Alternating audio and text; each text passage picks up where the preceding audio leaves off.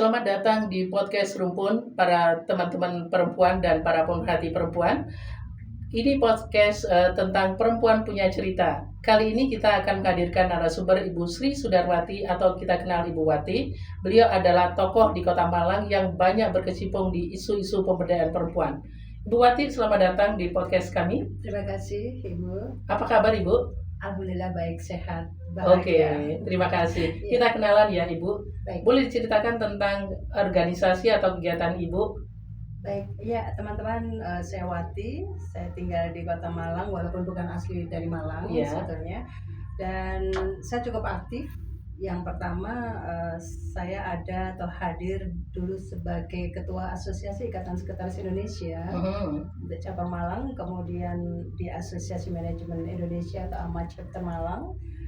Kemudian terakhir saya diberi amanah untuk duduk sebagai Area Direktur Gerakan Nasional Indonesia Kompeten atau GNIK, kemudian Sekretaris Human Resource atau Nasional Human Resource Indonesia atau NHRI di Jawa Timur, Ketua Asosiasi atau Perkumpulan Pengembang Kepribadian dan Karakter Indonesia atau Pribadi Jawa Timur. Luar biasa. Dan yang terakhir saya dapat dapat amanah sebagai wakil koordinator Puspa Iya. untuk Kota Malang. Oke, wah luar biasa. Kesibukannya luar biasa sekali. Saya harus dan kita semua harus belajar banyak dari beliau. Hari ini kita akan mendengarkan pengalaman beliau tentang sekolah ibu Bahagia. Sekolah Ibu Bahagia. Luar biasa, ada beberapa kata kunci ini. Ibu itu siapa? Bahagia itu apa? Gitu. Nah, kita coba mendiskusikannya dengan beliau. Ya. Ibu, kenapa kita harus membincangkan hal ini ya? Apa Ya. pentingnya? Ya, saya punya satu pemahaman yang sangat-sangat basic atau fundamental bahwa Ya. ketika hati ibu itu bahagia, rumah itu menjadi tempat pulang yang paling hangat. Oke. Jadi ibu itu seperti rumah gitu ya. Oke. Kemudian dari senyumnya anak akan belajar tentang cinta, dan dari ketenangannya keluarga belajar arti syukur. Oke. Itu yang mendasari. Selanjutnya saya mengkaji dan pengalaman saya pribadi ya Bu, Ya. bahwa ketika saya bisa menguasai diri untuk bisa membangun kebahagiaan itu dari diri saya sendiri sebagai inner bloom saya gitu. Iya. Dua putri saya amati tumbuh berkembangnya luar biasa. Aha. Di tengah banyak turbulensi hidup yang saya alami. Jadi kemandirian sudah pasti, kemudian mereka lebih terbuka dan lebih grow mindset ya untuk anak-anak seusia mereka gitu. Iya. Itu yang saya pahami, sehingga Sekolah Ibu Bahagia ini mungkin juga ada di tempat lain atau di Malang sendiri sudah ada, tetapi kita akan membuat sebuah platform yang berbeda karena Ibu Bahagia itu lebih kepada sebuah eksistensi yang itu bermanfaat bagi dirinya sendiri dan masyarakat secara luas. Oke. Jadi yang pertama itu Bu, yang Oke. Ya, kita akan bicara itu Bu. Jadi sekolah Ibu Bahagia ini bentuknya sekolah fisik yang punya modul, punya model pembelajaran, atau bagaimana Ibu pengelolaannya? Secara sederhana yang sudah saya siapkan, modul ada, silabus ada, dan durasinya 3 bulan, dan kemudian nanti itu bisa pakai hybrid system ya, karena sekarang yang mendaftar tidak hanya dari Malang ternyata. Saya juga menerima beberapa dari Riau, dari Kalimantan, dari Jawa Barat gitu ya. Sehingga saya tawarkan kepada mereka untuk 1 kali offline di depan supaya kebegang di bondingnya, ya kan. Tetapi mereka banyak sekali yang kepingin offline-nya di Malang. Jadi ibu-ibu itu kepingin bergeraknya di Malang. Nah nanti yang lainnya bisa secara online, karena kita sekarang kan sangat maju teknologinya, semua proses pembelajaran bisa juga dengan Zoom gitu ya. Bisa jarak jauh. Tetapi saya juga ingin nanti ada kesan Ibu. Jadi waktu graduation itu saya pinginnya juga seperti wisuda itu. Jadi ibu-ibu nanti dapatlah toga, dapatlah sertifikat gitu ya, sebagai ijazah. Durasi 3 bulan ini saya pikir cukup ideal ya. Dan kita bisa nanti setiap minggu melalui online yang sudah kita sepakati waktunya, dan durasi penyampaian materi itu tidak panjang karena saya ingin langsung penerapan praktis. Saya sudah kaji lebih efektif di 90 menit. atau di 2 jam pelatihan kalau dari metodologi. Nah, dalam durasi 3 bulan itu berapa kali pertemuan Ibu? Setiap minggu 1 kali. Setiap minggu 1 kali dengan jangka 90 menit. 90 menit. Itu bentuk pembelajarannya apa saja isi modulnya Ibu? Yang pertama kita ada 5 modul. 5 modul. Jadi yang pertama, kebetulan saya juga seorang coach sih Bu. Oke. Saya sudah tercertified Indonesia Association Life Coach. Jadi ada yang penting nomor 1 di sesi awal itu saya akan berikan coaching free, termasuk di situ adalah parenting cerdas gitu. Oke. Banyak sekali ibu muda yang ketika menikah dia siap dengan sebutan orang tua tapi nggak siap dengan sebutan ibu. Oke. Ya justru jadi orang tua memang dia punya anak, ya kan? Tidak siap jadi ibu. Tidak siap jadi ibu. Itu saya mapping. Jadi saya ingin memberikan parenting cerdas terlepas dari seorang ibu itu berpasangan atau single, jadi harus cerdas dulu. Nah kemudian saya juga akan memberikan bagaimana sih pernikahan sehat. Sekarang ini juga terjadi kegaduhan ya dalam tanda petik, seolah-olah pernikahan itu restoran yang menunya enak terus gitu. Begitu ada yang nggak enak mereka teriak, bahkan mereka mungkin sudah harus berbuat sesuatu yang ekstrim ya. Nah coba saya akan mengawal mereka dari pernikahan yang sehat. Menu ini dianalogikan dengan kondisi relasi antara suami istri itu maksudnya. Kalau nanti memang diperlukan kita juga akan memberikan coaching secara couple. Kalau coachingnya ini ya terbuka ya. Biasanya kan sulit ya Bu. Atau pesertanya couple. Iya bisa couple. Gitu. Kalau pesertanya itu single parent mungkin nggak ya? Nggak bisa. Apalagi Ibu? Kemudian yang paling penting pelatihan usaha mandiri Bu. Usaha mandiri. Ya, jadi kita belajar lah ya dari tokoh-tokoh Indonesia yang sudah ada. Akhir-akhir ini kan sangat viral. Betapa pentingnya ya perempuan itu tetap mandiri secara finansial. Seperti apapun kondisi suaminya. Ini bukan untuk menyaingi posisi laki-laki sebetulnya, justru sebagai partner tumbuh gitu. Nah di dalamnya nanti saya akan memberikan pelatihan usaha mandiri. Kemudian saya juga kurator UMKM dan saya membina cukup banyak UMKM untuk menambahkan skill dan peluang usaha. Jadi seperti itu. Nah yang ketiga ini penting Ibu. Saya baru belajar sebetulnya sudah sejak 2009 teman-teman saya ini belajar wellness, meditasi, yoga. Tetapi dampak-dampaknya ke kehidupan saat ini saya lebih dikenali sebagai penggiat wellness. Saya sudah membantu cukup banyak korporasi dan impactnya bagus banget untuk well-being gitu. Nah wellness ini saya akan melihat atau dengar kebutuhannya ada dari mekanisme journaling, kemudian nanti ada eco wellness yang sudah saya tekuni, kemudian aktivitas penyegar jiwa lain, yang pasti tumpukan daripada sampah emosi itu harus kita bersihkan. Jadi untuk supaya bisa rilis itu. Jadi saya berkeyakinan sekali ketika stres itu dipaksakan hanya untuk dihindari itu nggak akan menyelesaikan masalah. Jadi betul-betul harus dibuang. Kemudian pengembangan diri ini penting ya, pengembangan diri dan kemudian kepribadian. Saya akan mengajak banyak wanita, perempuan dewasa atau ibu-ibu itu untuk mengenali dirinya dan kekuatan dirinya sendiri.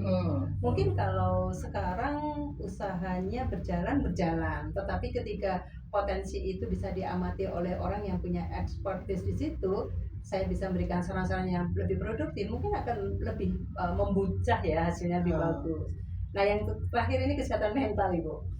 Nanti saya akan berpartner juga dengan para psikolog ya, karena saya belum terlalu ahli yang dalam kesehatan mental secara holistik. Kemudian teman-teman dokter memberikan dukungan sangat banyak untuk program ini.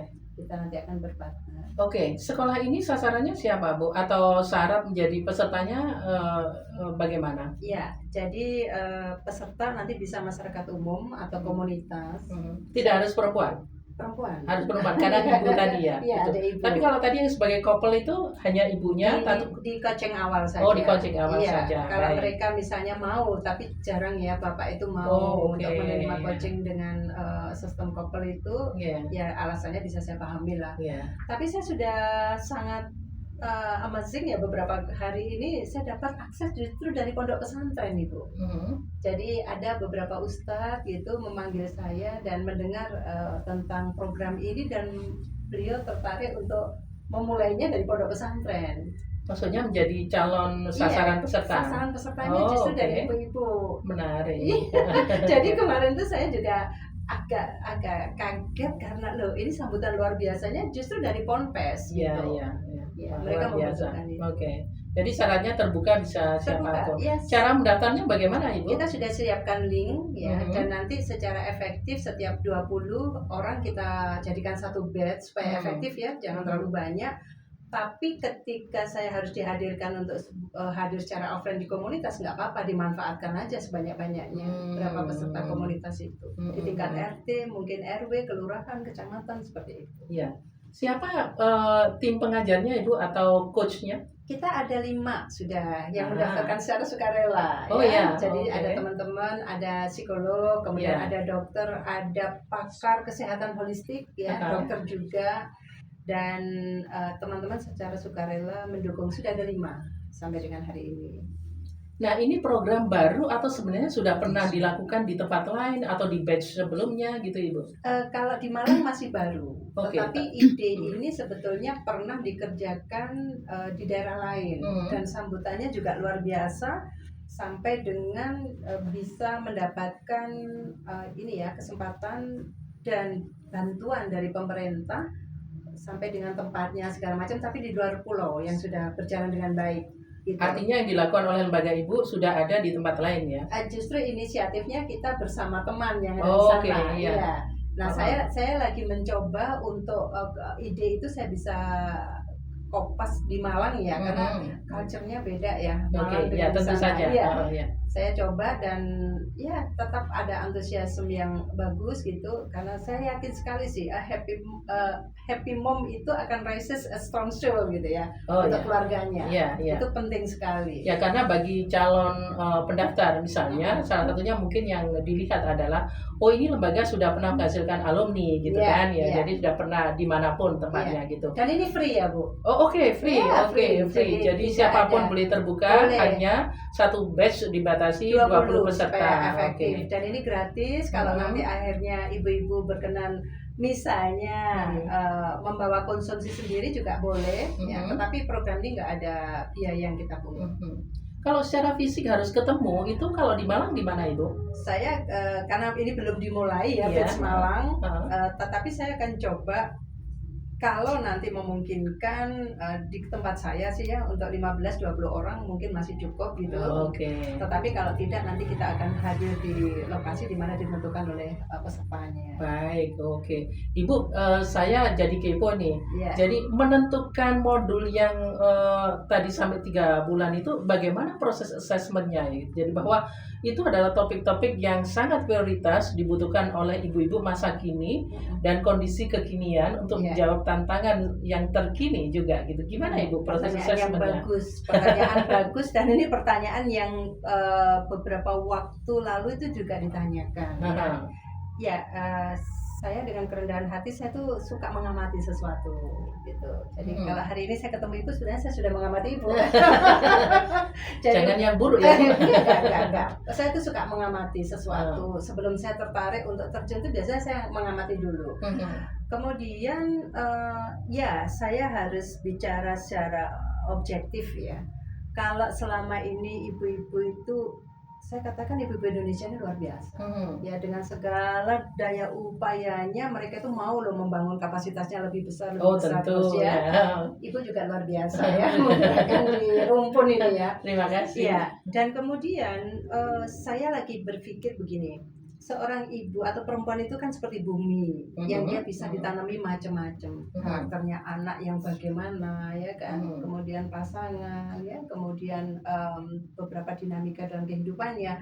Nah, awalnya saya berpikir kalau ibu-ibu ini hanya 1 jam ketemu, kemudian nanti bulan depan 1 jam lagi, tidak ada sesuatu yang dimasukkan ke dalam sebuah sistem metodologi pembelajaran atau pendidikan, itu sayang banget gitu. Betul. Ya kan, padahal kalau 1 jam ketemu atau 90 menit ketemu, tetapi itu durasinya ada batasan yang efektif, pasti impact-nya ada, pasti dampaknya akan lebih efektif. Nah, awalnya saya jujur, saya berikan apa ya kepada ibu-ibu yang sering saya temui itu gitu. Kalau cuman cerita aja kan saya ini bukan storyteller. Jadi akhirnya saya belajar, Bu. Kebetulan Ibu saya adalah penulis. Oke. Jadi saya penulis ya, dari itu hasil amat-amat itu tadi saya tuh nulis sudah ada 8 buku ya. Wow, tentang apa, Bu? Lebih banyak ke soft skill sih. Soft skill. Non fiksi, dan itu dari kelas-kelas pelatihan saya sebetulnya. Jadi saya mengamati, saya susun. Nah, suatu kali saya tertantang juga karena saya sudah certified sebagai seorang master trainer ya, dan saya membantu kementerian waktu itu sebagai master trainer untuk pemagangan industri di seluruh Indonesia. Saya melihat gitu, tiap daerah saya datang, saya ngajar itu saya amatin, lagi-lagi saya mengamati. Jadi kesimpulan penting di sini dari hasil mengamati itulah saya berikan resume. Oh, sepertinya wanita itu butuh yang A, B, C, D, E ya dalam termin tertentu, dan itu efektif, berkesinambungan gitu ya, sampai dengan monitoring evaluasi pasti itu akan lebih berdaya guna.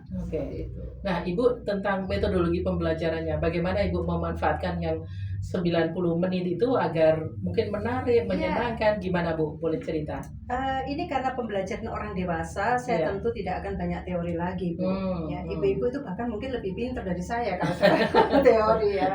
Jadi saya akan memberikan balancing secara praktis gitu ya. Misalnya karena saya sebagai seorang coach, biasanya coach saya itu datang kalau yang sudah banget banyak sampah atau file sampah di pikirannya itu dia cuma nangis. 10 menit, 15 menit itu saya biarkan. Saya biarkan mereka rilis dengan dirinya. Nah, di modul saya itu nanti juga sedikit aja saya sepil-sepil, misalnya untuk usaha mandiri saya akan coaching ya. Karena coaching itu akan efektif ketika bisa menyalakan api suci dalam diri tiap manusia yang saya temui. Wow. Mungkin loh dia mungkin sarjana pendidikan, tapi ternyata passion yang saya temukan membatik misalnya, itu saya sering. Jadi gelar SPD-nya itu sebetulnya SPD untuk jurusan batik nih. Boleh jadi kombinasi yang luar biasa. Iya, betul. Bahkan saya punya teman beberapa yang lulusan dokter gigi itu dia tidak praktek dokter gigi, dia itu menanam. Kemudian ada satu lagi kemarin saya ketemu di kota Bali ya, itu ada seorang dokter yang setiap harinya juga kegiatannya bersentuhan dengan apa yang ditekuni sebagai passion gitu. Ibu, ini kan cita-cita luar biasa sekolah ini. Sebenarnya apa yang ingin dicapai atau perubahan apa yang Ibu harapkan dari adanya sekolah ini? Baik misalnya dari kelembagaan maupun Ibu secara personal ya. Mungkin ada apa tadi, bagaimana sesama perempuan membangun branding perempuan yang lain dan menolong mereka rilis dan sebagainya gitu. Idealisme yang Ibu ingin tularkan lah pada perempuan lain. Silakan Ibu. Ya. Pertanyaan Ibu ini bagus, tapi saya harus hati-hati menjawab. Jadi begini, Ibu, saya melakukan semua yang saya lakukan hari ini itu adalah sebagai calling, sebagai panggilan jiwa. Saya meninggalkan zona nyaman saya di puncak karir. Sebagai apa Bu sebelumnya Bu? Saya sekretaris 22 tahun. Kemudian saya tentu saja perusahaan besar ya. Iya, perusahaan besar, dan 3 tahun saya justru pada top posisi saya sebagai middle management gitu ya. Tapi saya itu ada hal yang seperti kalau orang bilang ruang kosong. Jadi semua saya lakukan, tapi sepertinya ya saya melakukan untuk diri saya sendiri kan, nggak berdampak kepada masyarakat. Akhirnya tahun 2016 saya mengajukan resign, yaitu proses panggilan jiwa saya yang gelisah gitu loh. Kalau hidup saya cuma begini-begini aja, saya ini kan mungkin baik untuk diri saya sendiri, belum tentu saya memberikan kebaikan pada masyarakat setempat. Sehingga saya resign, dan itu penuh risiko karena saya resign di usia yang sudah tidak muda, di usia 46. Dan kemudian turbulensi hidup saya adalah saya harus berpisah dengan pasangan, dan saya tidak tahu apa yang harus saya lakukan, kecuali saya yakin kepada diri saya sendiri bahwa ketika saya bergerak itu saya akan hidup gitu. Kalau saya diem, saya mungkin mati seperti ikan ya, filosofinya ya. Ketika saya masih bergerak, saya akan hidup. Nah, saya ingin begini, mengatakan bahwa apapun yang kita alami itu harus menjadi potensi yang bisa lebih berdaya ya dari hidup kita. Kegagalan apapun itu, saya memahaminya kalau kita gagal di pernikahan kan bukan berarti hidup kita gagal, gitu Mhm. kan? Ya. Itu mungkin fase ya, Iya. yang saya yakini, oh saya harus banyak sekali memberikan dukungan dari aspek yang lain. Oke. Dan alhamdulillahirabbil alamin, hal pertama yang saya jalankan justru saya pingin banget blessing memberikan lebih banyak itu ketika saya merasa bahwa bagian dari hidup saya itu sebetulnya memang juga bukan untuk milik saya sendiri. Blessing in disguise yang saya ingin sampaikan, saya selalu bersyukur dalam setiap cuaca apapun yang saya hadapi. Dan sekolah ini bukan hal yang pertama sebetulnya, Bu. Yeah. Sebetulnya nggak tahu ya, saya punya ide kalau saya nikah ya misalnya ya, Bu, saya ini mau membangun Indonesia dari hal-hal yang saya bisa ya. Tapi saya merasa begini, ketika saya memberi kepada orang lain itu saya memberi kepada diri saya sendiri ya. Jadi itu hidup saya lebih baik. Yang saya lakukan di luar program ini sebetulnya adalah peningkatan kualitas SDM guru, Bu. Itu sudah saya lakukan. Jadi CSR kepada para guru kita berikan bimbingan dan pelatihan atau bimbingan teknis sampai sertifikasi BNSP. Kemudian mahasiswa magang atau siswa magang kita biayai semuanya. Saya mengumpulkan uang sedikit-sedikit dari forum-forum yang saya dapat. Dan yang saya kalau di Islam infak itu hanya 2,5 ya? Iya. 2,5. Insya Allah saya sudah melakukan lebih dari 20% daripada apa yang zakat 2,5. Kalau infak tak terbatas. Oh, tak terbatas. Berarti saya harus ikut yang infaknya. Iya, itu yang tak terbatas ya. Ya itu aja sih, Bu. Sebetulnya ini proses perjalanan spiritual saya. Saya lebih ingin berdedikasi karena saya bersyukur di usia saat ini saya usianya udah nggak muda lagi loh, Bu ya. Tapi saya masih harus selalu dinamis gitu ya untuk ide saya. Semangatnya yang muda. Semoga saya selalu bisa bersemangat untuk itu dan masyarakat menerima dan mendukung untuk program-program yang ingin saya berikan. Oke, luar biasa idealisme yang Ibu sampaikan agar bisa menjadi contoh buat kita. Kembali ke modul sekolah Ibu ya tadi. Jadi di akhir masa sekolah gitu atau ya ini yang 3 bulan tadi. Adakah sistem assessment buat peserta Ibu yang mengukur tingkat pencapaian perubahan gitu Ibu? Ya ada pasti. Itu bahkan sebelum akhir, Bu. Oh sebelum akhir. Jadi mungkin saya akan lihat nanti. Saya sih sudah menjadwalkan di kurang lebih karena 1 bulan itu 4 kali pertemuannya tiap minggu. Berarti kalau totali di 3 bulan itu kita minimal ada 10 kali pertemuan ya. Selain daripada graduation dan pertemuan di awal tadi perkenalan. Nah di dalam jadwal atau rundown yang sudah saya susun itu saya melakukan asesmennya di 7 kali pertemuan. Di pertemuan ke-7? Iya, pertemuan ke-7. Saya asesmen itu kan yang saya ingin lihat nanti itu dari satu, apakah ada perubahan sikap atau perilaku ya dari peserta itu, atau tetap aja yang suka gibah ya gibah aja gitu. Iya ini nanti efektivitasnya kan saya karena asesmen sendiri kan secara prinsip ada 3 ya yang kalau formal yang kita lakukan ada skill, knowledge dan attitude-nya. Nah attitude itu bagi saya justru yang luar biasa. Yang harus utama ya betul Ibu. Sesuai dengan judulnya sekolah Ibu bahagia gitu. Tentu saja bagian jadi ukuran. Nah, ngomong-ngomong Ibu, dalam sekolah ini apa ukuran kebahagiaan yang ingin dicapai atau ingin ditularkan pada ibu-ibu calon peserta? Nah, itu nanti di journaling mereka, itu mereka akan nulis.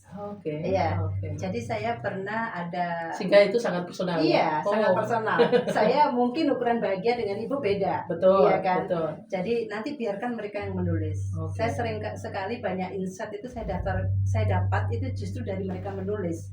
Dan itu nggak dibuat-buat karena menulisnya itu saya bebaskan aja. Mau menghadap ke tembok atau mau sambil makan apa menulis aja gitu. Jadi journaling itu penting sih. Ya betul. Dan itu bagi banyak perempuan juga tidak terbiasa, tapi itu hal yang bagus untuk rilis sesuatu gitu ya. Biar saja nanti mungkin ya Bu, saya sudah menarik sedikit hal ya. Mungkin nanti mereka akan ada yang tidak bisa menulis. Betul. Mungkin hanya diem, kemudian merasa nyesek, nangis nggak apa-apa, biarkan aja. Karena itu cara ekspresinya. Iya, cara ekspresinya mereka mungkin merasakan manfaatnya ini. Atau saya sudah ada risiko yang sudah akan saya tanggung. Mungkin tidak ada yang peserta nanti nggak akan sampai lulus. Karena mungkin nanti akan ada distraksi, nggak tahu dari pasangan atau dia sendiri tidak drop out di tengah gitu. Jadi sendiri tidak yakin dengan konsep program ini akan membuat hidupnya lebih baik, ya kan? Nggak apa-apa. Nah, model semacam itu lalu ada misalnya pendekatan personal untuk di approach secara tersendiri tanpa harus terlibat di dalam bentuk sekolah ibu atau bagaimana, Bu? Kalau saya jujur, nanti kalau pesertanya sudah sangat dinamis ya Bu, saya tentu nggak bisa ngurusin lagi personal itu. Iya kan, saya intinya adalah yang mau diajak baik, ayo gitu. Yang tidak kan seleksi alam saja itu. Betul. Iya kan. Tapi ada nggak misalnya rencana untuk mengelola alumni, Bu? Alumni. Oh iya, pasti. Ya. Saya malah punya mimpi, semoga nanti di sebelum Desember tahun depan ya. Alumni seluruh Indonesia itu bisa kita ajak ngobrol bareng, kita bikin gagasan yang baik gitu ya, untuk bagaimana sih minimal menjadi ibu yang bahagia dulu agar bisa memberikan tetesan kebahagiaan kepada masyarakatnya, keluarganya dan ini ya. Terus yang kedua, luar biasa loh seorang ibu itu. Kalau memang Indonesia itu menghargai peran perempuan benar-benar, itu kehebatan laki-laki itu karena dukungan dari istrinya ya di belakangnya. Nah, Ibu ini teknis ya. Untuk yang Malang, kapan akan terjadi Bu atau pembukaan dibuka kapan? Saya harusnya itu sudah mulai menjalankan di Januari. Namun nanti coba saya kelola. Sekarang sudah ada beberapa yang mendaftar. Setelah saya dari China nanti ya, saya akan buka secara formal, insya Allah kalau tidak ada halangan di tanggal 20 Januari. Tanggal 20. Iya. Jadi saat ini kira-kira 20 peserta untuk satu batch itu sudah penuh ya Bu ya? Oke, dalam 1 tahun akan berapa batch Bu? Misalnya kalau yang sudah tidak sempat di batch pertama gitu? Saya coba secara ini ya, ideal dulu, atau saya akan lebih realistis gitu ya. Kalau satu batch 20 itu maksimal saya bisa mengerjakan 1 atau 3 batch dalam 1 tahun. Dalam 1 tahun. Karena saya lebih mencermati yaitu tadi perubahan perilakunya nyampe enggak gitu.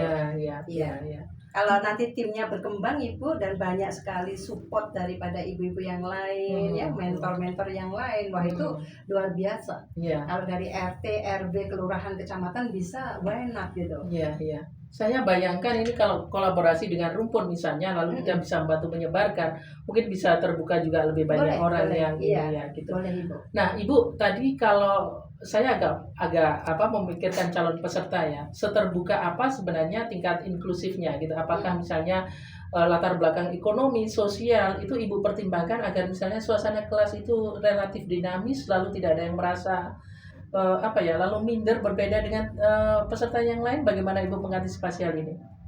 Langkah awal adalah nanti ada seleksi ya Bu, kita wawancara ya. Jadi nanti kita akan tahu dari situ apakah seseorang memang memiliki bonding untuk program ini. Baik. Kemudian yang kedua kita akan memberikan hasil dari wawancara itu secara terbuka. Misalnya ada yang sangat potensial, tetapi ternyata dia tidak bisa mengikuti rutin misalnya, karena harus bekerja ya. Kapan hari itu ada ini ojol perempuan Bu. Oh iya. Iya, jadi kalau misalnya saya sampaikan dengan terbuka, Mbak, nanti jadwalnya 90 menit. Dia juga merasa kalau 90 menit itu secara terus-menerus tiap minggu kan dia akan kehilangan mata pencaharian. Nah, itu saya sedang pertimbangkan. Tapi kalau minatnya dia bagus, ya mungkin kelasnya akan dibuka secara khusus malam. Nah, nggak apa-apa kan bisa online. Ya, terutama ini Bu, kebetulan Rumpun itu punya kelompok yang kita organisir dan itu berisi ibu-ibu gitu ya. Jadi kelompok mandiri perempuan namanya gitu ya. Jadi ada di kabupaten, ada di Kota Malang gitu. Bagus ya. Ya, itu mungkin bisa tertarik ya. Betul Ibu gitu. Jadi itu kalaupun saya nanti ada manfaatnya juga saya bisa jadi volunteer Bu. Iya, pasti. Oh iya, yang menarik ada yang sudah chat ke saya dan DM di Instagram itu mereka minta untuk diberikan bekal sebagai ini public speaker. Itu bahkan 80% kepingin diajarin untuk komunikasi seperti kita ini. Termasuk saya sebenarnya. Iya, oke. Nah, Terima kasih Ibu sudah berbagi. Mudah-mudahan kegiatan yang Ibu inisiasi berjalan dengan baik dan memberikan banyak manfaat pada perempuan lain, dan kita bisa belajar dari idealisme Ibu juga secara personal maupun secara kelembagaan dari sekolah ini. Dan saya yakin banyak ibu-ibu lain yang calon yang sangat tertarik menjadi peserta lah, menjadi ibu bahagia untuk ikut berkontribusi pada merubah Indonesia menjadi lebih baik. Terima kasih Bu Wati tentang kehadirannya gitu. Semoga kita bisa ketemu lagi dan berbagi cerita Ibu yang lain. Amin. Ya, terima kasih teman-teman. Saya senang sekali bisa diundang podcast oleh Rumpun dan siap untuk kolaborasi untuk perempuan hebat Indonesia. Sampai jumpa.